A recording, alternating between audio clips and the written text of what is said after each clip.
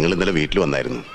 School കഴിഞ്ഞ് ചെന്നപ്പോ അപ്പച്ചൻ പറഞ്ഞു ഇതൊരു സീരിയസ് അപ്രോച്ച് ആണെന്ന് ഞാൻ കരുതിയില്ല. അദ്ദേഹം എന്നെ കളിയാക്കാണെന്ന ധരിച്ചത്.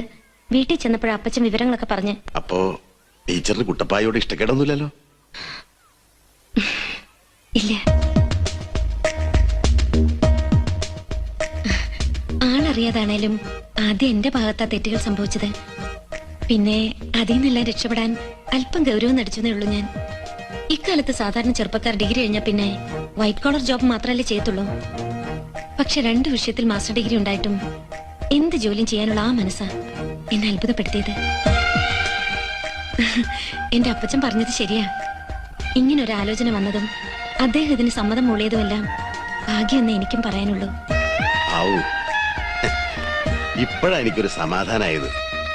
അപ്പൊ പിന്നെ മധ്യവേനൽ അവധി കഴിഞ്ഞ് നോമ്പ് വീടിയിട്ട് കല്യാണം അങ്ങ് നടത്തേ വേണ്ടു.